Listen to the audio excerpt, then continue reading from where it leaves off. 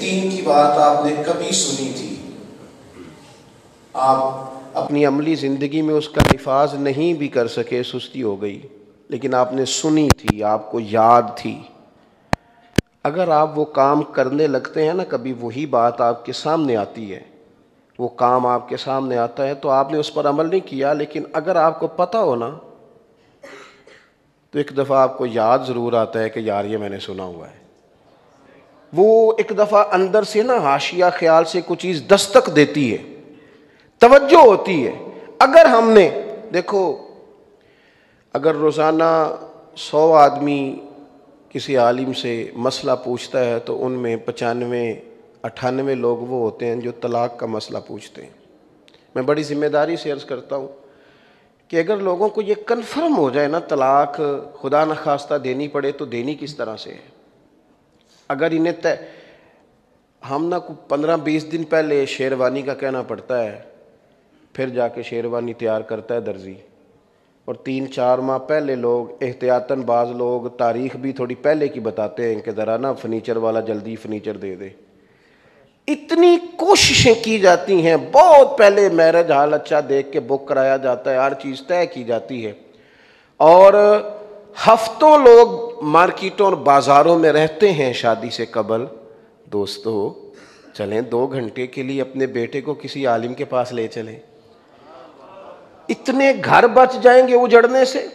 بعض اوقات تو کلیجہ منہ کو آتا ہے. 4 بیٹیاں، غریب گھرانہ، جھگڑا ہوا، شوہر نے 3 طلاقیں یکمشت دے دی.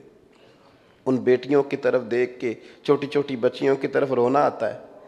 یعنی یہ ماں باپ کے ہوتے ہوئے بھی یتیموں جیسی زندگی گزاریں گی. کاش ہم نے اپنی ضرورت کے لیے ان چیزوں کو سیکھا ہوتا، تھوڑا سا آگے بڑے ہوتے، کوشش کی ہوتی. ہر جمعے مولانا صرف ایک گزارش کرتے ہیں، یار ذرا جلدی آ جایا کرو، یار ذرا جلدی آ جایا کرو. حضور کی بات، مجھے میرے ایک دوست ہے میرے ساتھ کالج میں رہے، کہنے لگے زندگی کس طرح گزاریں، کچھ مطلب سمجھ نہیں آتی. میں نے کہا آپ کو کوئی حضور کی حدیث آتی ہے؟ چلے اسلامیات کی کتابوں میں بندہ شروع سے پڑھتا ہی ہے نا کچھ نہ کچھ، کوئی آتی ہے تو سناؤ. اس نے کہا مجھے آتی ہیں کچھ، میں نے پڑھی ہیں. میں نے کہا چلو سناؤ. کہنے لگا اللہ کے محبوب علیہ السلام نے فرمایا تم میں سے بہتر وہ ہے جو دوسروں کے حق میں بہتر ہے. تو میں نے کہا یہ حدیث پورا دستور ہے زندگی کا، آپ کو آتی ہے، آپ اس کے مطابق اپنے آپ کو ڈھالیں. چھوڑ دو کسی سے طلب کرنا کہ وہ آپ کا خیال رکھے، چھوڑ دو مانگنا کہ میرے حق ادا کیے جائیں. اس حدیث کو سامنے رکھو، خیال کوئی رکھے یہ طلب چھوڑ دو، تم سب کا خیال رکھنا شروع کر دو. جذبات کا، احساسات کا، لوگوں کا، اپنوں کا، بیگانوں کا، سسرال والوں کا، میکے والوں کا، بہن بھائیوں کا مطالبہ چھوڑ دو. حضور نے فرمایا تم میں سے بہتر وہ ہے جس کا وجود دوسروں کے لیے نفع بخش ہے. تم احساسات کا. حضرت عائشہ صدیقہ رضی اللہ تعالی عنہ فرماتی ہیں قربان جاؤں کبھی کبھی یوں بھی ہوتا تھا کہ حد ہو جاتی تھی، کریم محبوب اتنا کرم فرماتے.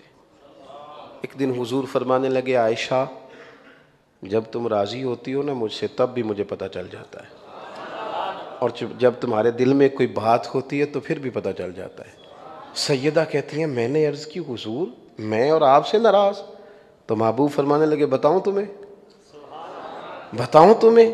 محبوب کریم علیہ السلام نے فرمایا عائشہ تم کبھی کبھی قسم اٹھاتی ہو اور جب ہوتی ہو نا راضی تو کہتی ہو مجھے محمد مصطفیٰ کے رب کی قسم، اور جب تمہارے دل میں کوئی بات ہوتی ہے تو پھر کہتی ہو مجھے حضرت ابراہیم کے رب کی قسم.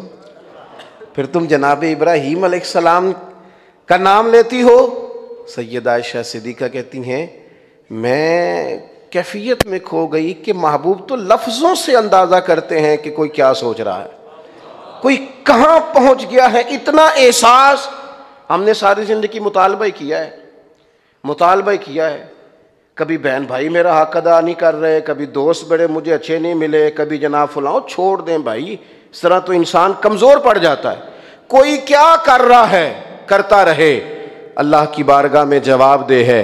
ہم نے یہ دیکھنا ہے کہ ہماری جو ذمہ داریاں تھیں ہم نے ٹھیک ادا کی ہیں کہ نہیں کی، ہم نے ذمہ داریوں کو پورا کیا کہ نہیں کیا. حضور نے کہا عائشہ مجھے پتہ چل جاتا ہے، یہاں تک احساس ہے۔ جب ہم چیزوں کو سیکھیں گے تو اللہ ہمارے دل کو نرم کر دے گا۔ جب ہمارے اندر وہ شوق پیدا ہوگا کہ ہم نے حضور کے کوئی موٹیویشنل اسپیکر ہو، کوئی بڑے سے بڑا دانشور ہو، آپ کے ذہن کی اصلاح کی تو بات کر سکتا ہے، لیکن جو بات آپ کے دل کو سکون دے، روح کو تازہ کرے، طبیعت کو ٹھنڈا کر دے، وہ بات صرف مدینے والے مصطفیٰ کی ہے۔ سیدہ کہتی ہیں میں نے عرض کی حضور میرے لبوں سے نام ہی جاتا ہے، دل میں آپ ہر وقت موجود رہتے ہیں۔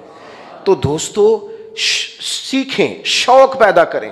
اعلیٰ حضرت بریلوی رحمۃ اللہ علیہ سے جب پوچھا گیا کہ حضور علم کے ذرائع کیا ہیں، تو آپ نے فرمایا ایک تو یہ ہے کہ باقاعدہ کورس پڑھا جائے جو مروجہ کورس ہے درسیات کا، درس نظامی کا، ایک یہ ہے کہ مطالعہ کیا جائے، اور ایک بہت بڑا ذریعہ اعلیٰ حضرت فرمانے لگے صحبت علماء ہے۔ تم علماء کے پاس بیٹھو تو ان کی بات غور سے سنو، اپنے اندر توجہ پیدا کرو، شوق پیدا کرو، تمہارا مزاج ہو۔ اور جو طلباء ہیں اگرچہ وہ اسکول کالج سے ہی وابستہ ہیں، ان کا ٹائم ہے پڑھائی کا، بہت ڈھیر سارے بچے فیل ہو گئے فرسٹ ایئر میں۔ آپ کو پتہ ہے وجہ کیا بنی ہے؟ وجہ موبائل ہے، اور موبائل کی جو مصروفیات ہے وہ اعصاب شکن ہے، لا یعنی بے معنی قسم کی مصروفیت ہے، وہ بندے کو ڈسٹرب کر دیتی ہے۔ تھوڑا سا نا کتاب کا شوق ہو، مطالعہ کا شوق ہو، دوران طالب علمی ہی پڑھا جا سکتا ہے جتنا زیادہ پڑھا جائے، اور تھوڑی تڑپ ہو، تھوڑی طلب ہو۔ ہمارے استاد فرمایا کرتے تھے کئی دفعہ نا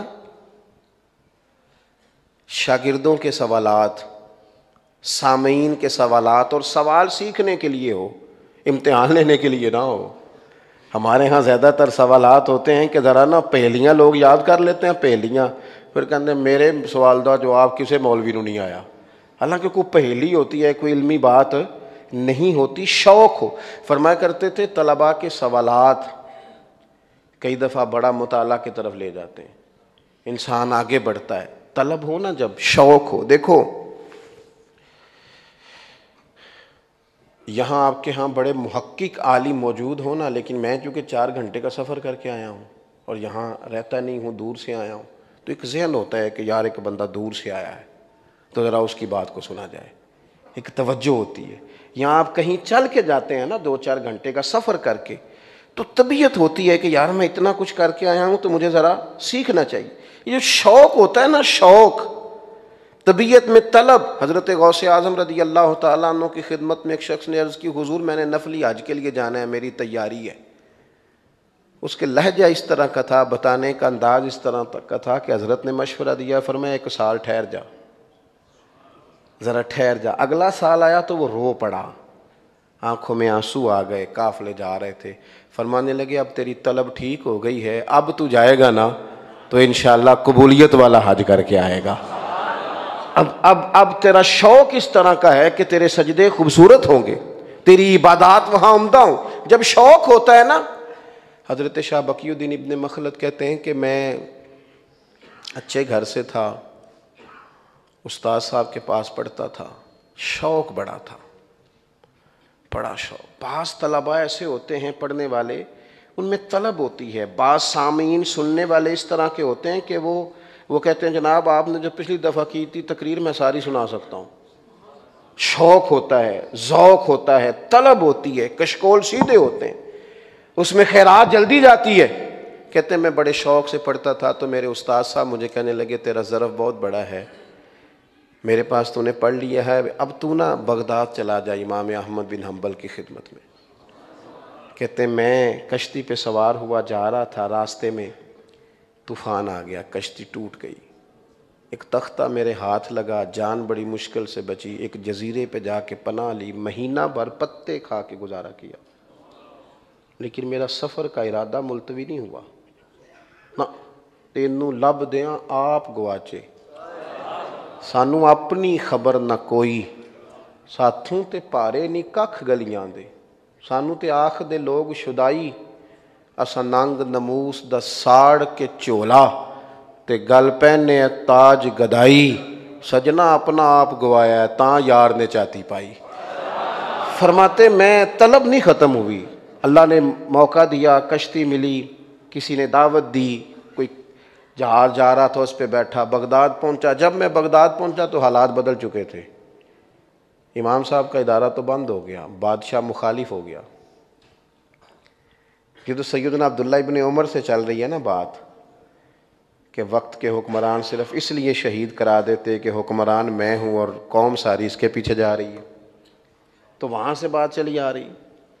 فرماتے ہیں ادارہ بند ہے، امام صاحب کا گھر سب جیل بنا دیا گیا ہے، گھر میں بند ہے۔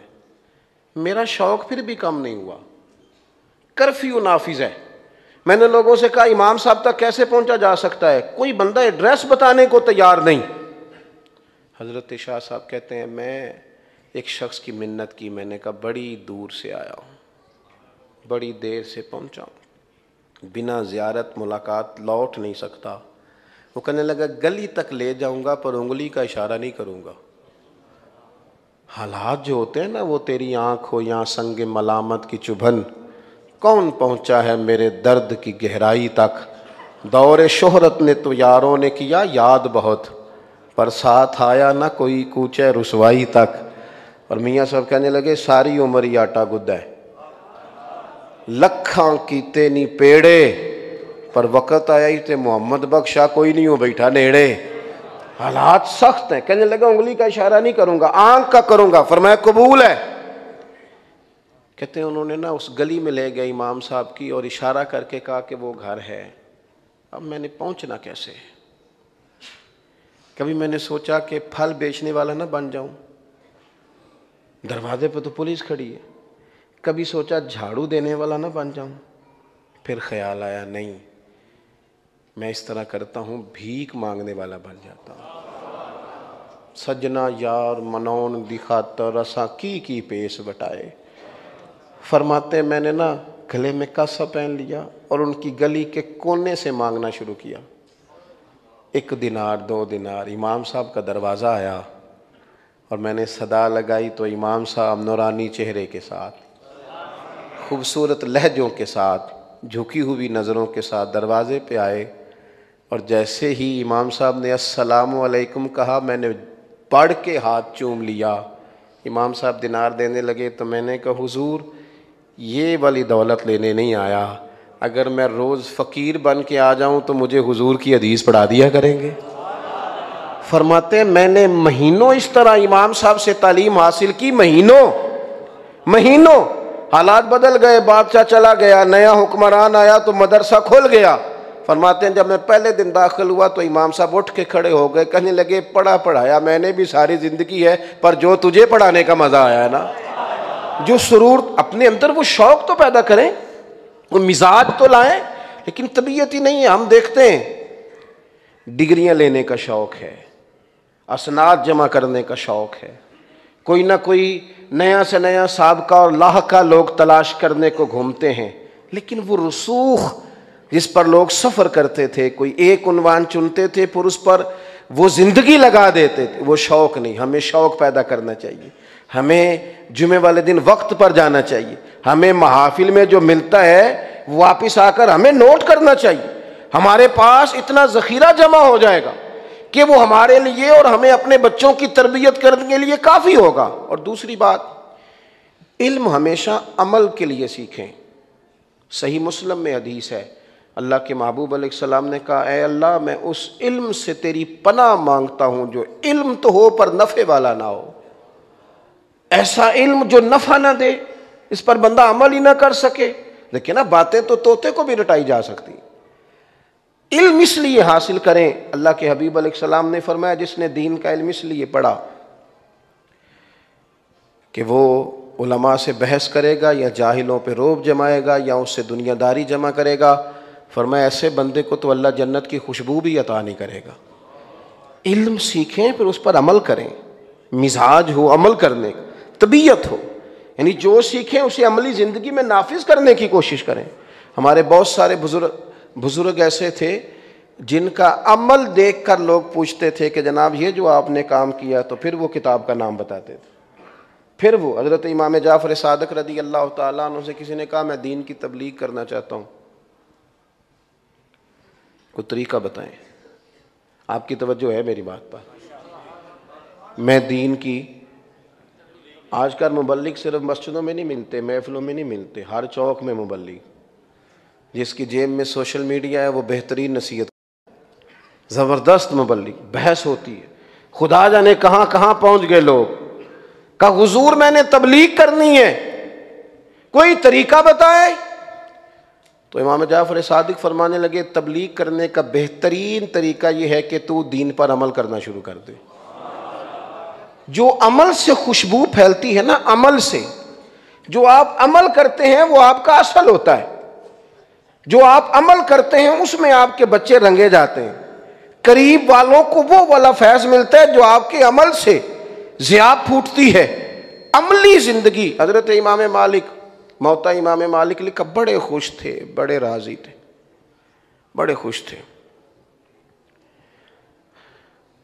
تو لوگوں نے کہا حضور اتنی خوبصورت کتاب، اتنی خوبصورت احادیث جمع کر لیں تو آپ اس لیے بڑے خوش ہیں؟ تو یہ دیکھو یہ ہمارے اکابرین ہیں. فرمانے لگے صرف اس لیے نہیں خوش کہ میں نے کتاب لکھی ہے، اس لیے خوش ہوں کہ جتنی حدیثیں میں نے کتاب میں لکھی ہیں نا، اللہ کا فضل ہے میرا سب پر عمل بھی موجود ہے، میرا اس پر عمل موجود ہے. عمل جب انسان عملی زندگی گزارتا ہے نا، عملی. ہمارے حاجی صادق صاحب رحمۃ اللہ علیہ عید کے دوسرے دن اپنے پیر خانے جایا کرتے تھے فیصل آباد، حضرت محدث اعظم کے ہاں. ان کے ساتھی کہتے ہیں حضرت زور کی نماز گھر میں پڑھی، ٹکٹ لے لیا شیخو پورا کا. تو اب ایک دو صاحب نے پوچھ لیا کہ حضرت ہم نے تو فیصل آباد جانا تھا. تو کہتے ہیں وہ تسبیح پھیر رہے تھے تو جلال ذرا رہتا تھا، اور انہوں نے دیکھا ہی تو سارے چپ کر گئے. شیخو پورا اترے، عصر کی نماز پڑھی، پھر اگلا ٹکٹ لیا بس کا تو شاہ کوٹ کا، وہاں اترے تو مغرب کی نماز پڑھی، اور پھر تیسرا ٹکٹ فیصل آباد کا لے کے کہنے لگے کوئی مجبوری نہیں تھی، صرف حاضری تھی، آرام آرام سے بھی جاتے تو پہنچ جاتے، لیکن اگر اکٹھا میں وہاں کا ٹکٹ لیتا پتہ نہیں بس والا کھڑا کرتا کہ نہ کرتا، دو نمازیں رہ جاتی، دو نمازیں رہ جاتی، دو نمازیں. ایک صاحب نے گاڑی لی، حضرت کی خدمت میں آئے تو کہا آپ نے گاڑی لے لیا، بڑی مبارک ہو. تو فرمانے لگے پتہ ہے اپنی گاڑی کا سب سے بڑا فائدہ کیا ہے؟ حضور کیا ہے؟ فرمانے لگے بندے کی نماز قضا نہیں ہوتی. جہاں وقت ہوا وہیں اس نے بریک لگائی اور نماز پڑھ لی. لیکن ہم نے سہولیات کو کس لیے رکھا ہوا ہے؟ تو عملی زندگی میں ویسے بھی نا انسان کہے کچھ اور کرے کچھ تو وہ دو کشتیوں کا مسافر ہو جاتا ہے. اسے محسوس ہوتا ہے کہ یار بھلا میں کیا ہوں. اگر وہ جو کہہ رہا ہے وہی اس کی عملی زندگی بھی ہے، اس کے لیے نا زندگی سکون والی ہو جاتی ہے. تیسری اور آخری بات یہ ہے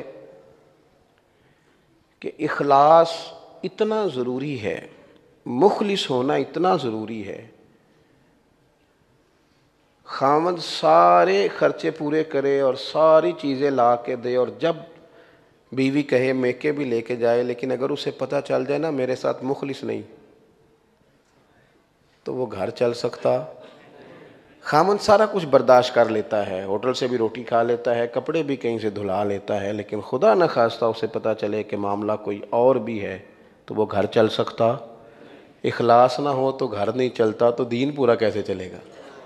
مخلص لوگ جو ہوتے ہیں نا، مخلص، وہ بڑی آسودہ زندگی گزارتے ہیں. یہ جو ریاکاری ہوتی ہے نا، ریاکاری، دکھاوا، یہ بنیادی طور پر اداکاری ہوتی ہے. اداکاری بندہ کتنے کیوں کرتا ہے؟ تھک جاتا ہے، کیونکہ وہ بن رہا ہوتا ہے جو وہ ہوتا. دیکھیں نا کوئی شخص جبراً اسے کپڑے پہنا دیے جائیں نا جو اس کی طبیعت سے میچ نہیں کرتے. میرے ابا جی ایک شادی سے واپس آئے تو جلدی سے نا انہوں نے ویسٹ کوٹ اتاری اور جرابیں اتاری اور بڑے وہ نا، تو میں نے کہا طبیعت تو ٹھیک ہے. کہنے لگے یار یہ جو کپڑے زبردستی تم نے مجھے پہنائے ہیں انہوں نے مجھے تھکا دیا ہے. سفر نے نہیں تھکایا، یہ جو بھن سنور کے بیٹھنا ہے. لیکن جو روٹین میں انسان کسی چیز سے اٹیچ ہو جاتا ہے نا، مخلص ہو جاتا ہے. دکھاوا نہ کریں، بتلائیں نہ. بڑا اذیت ناک سا مسئلہ ہے. آپ یقین کریں یہ معاونین ہیں مدارس کے، مساجد کے، ان کو راضی کرنا ایک بہت بڑا مشکل معاملہ ہو جاتا ہے.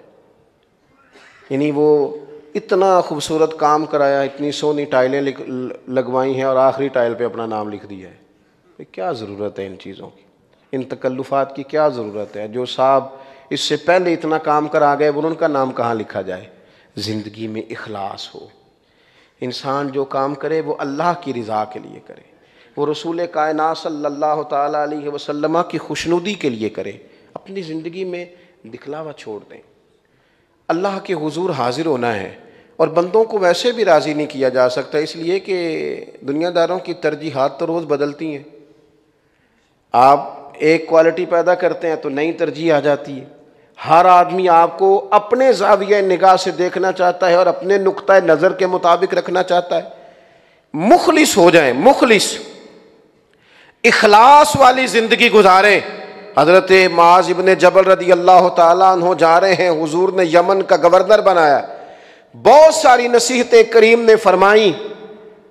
حضرت معاذ عرض کرنے لگے حضور مجھے کوئی خاص نصیحت بھی فرما دیں، تو محبوب فرمانے لگے اخلاص کے ساتھ عمل کرنا، تمہارا تھوڑا عمل بھی تمہیں کفایت کر جائے گا، تھوڑا عمل بھی فائدہ مند ہو جائے گا، لیکن مخلص رہنا، مخلص، اخلاص والی زندگی گزاریں۔ دیکھو امت مسلمہ میں بہت سارے لوگ ہیں، اللہ کا فضل ہے، بڑے بڑے مخلصین ہیں، لیکن ہوتا یہ ہے کہ جب قومی سطح پر، عالمی سطح پر امت مسلمہ کے درپیش مسائل پر گفتگو شروع ہوتی ہے تو لوگ علاقائی تقسیم کا شکار ہو جاتے ہیں۔ کہیں نہ کہیں آ کر ملکوں کی، بادشاہوں کی، سرحدوں کی جنگ ایسی شروع ہوتی ہے کہ وہ کہیں نہ کہیں ذات کا جھگڑا بیچ میں آ ہی جاتا ہے۔ میں نے دیکھا ہے بڑے بڑے بہترین مدارس چل رہے ہیں، بڑا عمدہ سلسلہ چل رہا ہے، ایسا نہیں ہے کہ لوگ غلط ہیں، بس ہمارے مزاج کے نہیں۔ ایک شخص ہے جس نے جو ذریعہ بنا ہے، سبب بنا ہے، اتنا بڑا ادارہ قائم ہو گیا، اتنی ساری چیزیں بہتر ہو گئیں، لیکن وہ صدر صاحب کی طبیعت پہ پورا نہیں اترا۔ انہوں نے کیا کیا ہے؟ انہوں نے وہ سارا کچھ ٹوٹ جانا تو برداشت کیا ہے، لیکن تھوڑی دیر کمپرومائز کرنا برداشت۔ اگر ہم مخلص ہو جائیں نا تو کئی دفعہ کوئی ہماری طبیعت کا نہ بھی ہو تو پھر ہم محبتیں نہیں دیکھیں گے، قابلیتیں دیکھیں گے، پھر ہم یہ دیکھیں گے کام ہو رہا ہے نا، کو ضروری ہے کہ ہر آدمی میرے مزاج کا ہو۔ جب اخلاص ہوتا ہے، جب خوبصورتی ہوتی ہے، پھر میرٹ ہوتا ہے، پھر آسانی ہوتی ہے۔ اللہ کے پیارے محبوب صلی اللہ تعالی علیہ وسلم نے جن لوگوں کی تربیت فرمائی تھی نا، وہ بڑے مخلص ہو گئے تھے۔ جس کا جائز حق ہوتا ہے نا ہمارے بھائی کا، اس کا حق دینے میں بھی لوگ بڑا تردد کرتے ہیں، لیکن جب حضور نے مہاجرین اور انصار کو بھائی بھائی بنایا نا تو وہ اتنے مخلص بھائی بن گئے تھے، اتنے مخلص کہ انہوں نے رسیاں رکھ کے اپنی جائیدادیں بانٹ کے اپنے بھائیوں کو دے دی تھی۔ زندگی میں خلوص، آپ تھوڑے لوگوں سے تعلق رکھ لیں، آپ چند ایک لوگوں سے نبھا کر لیں، لیکن زندگی اخلاص والی گزاریں، مخلص ہو جائیں۔ حضرت خواجہ نظام الدین صاحب محبوب الہی رحمۃ اللہ علیہ کی خدمت میں ایک شخص نے آ کے عرض کی حضور مجھے آپ کی طرف رجوع کرنا ہے، اپنے شیخ کو چھوڑنا ہے، تو حضرت فرمانے لگے کوئی شرعی قباحت ہے؟ کہا حضور نہیں ایسا تو کچھ نہیں۔ فرمایا کیوں چھوڑنا ہے؟ عرض کی حضور بس وہ، تو آپ فرمانے لگے تو مخلص ہو کر وہیں خدمت کر، اللہ تیرے اخلاص کی برکت سے تجھے فیض عطا فرمائے گا۔ تو مخلص تو ہو جا، اپنی زندگی میں اخلاص تو پیدا کر۔ میرے عزیزو، شوق پیدا کریں علم کا، اور پھر جو سیکھیں وہ عمل کے لیے سیکھیں۔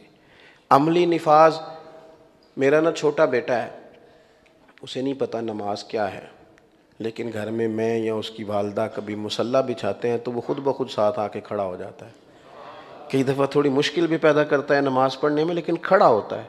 ہو سکتا ہے میں اسے تقریر نماز کی سناؤں تو ابھی اس کی عمر نہیں ہے کہ وہ بات کو سمجھ سکے، لیکن وہ نماز پڑھتے دیکھتا ہے نا تو شامل ہو جاتا ہے۔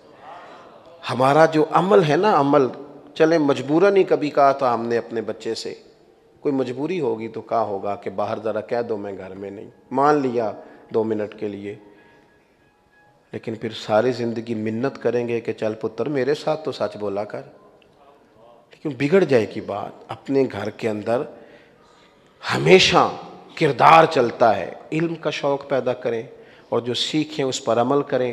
اور تیسری بات یہ ہے کہ مخلص ہو جائیں۔ یہ جتنے بزرگان دین نے کام کیا ہے دین کا، جتنے لوگوں نے کام کیا ہے، اخلاص تھا۔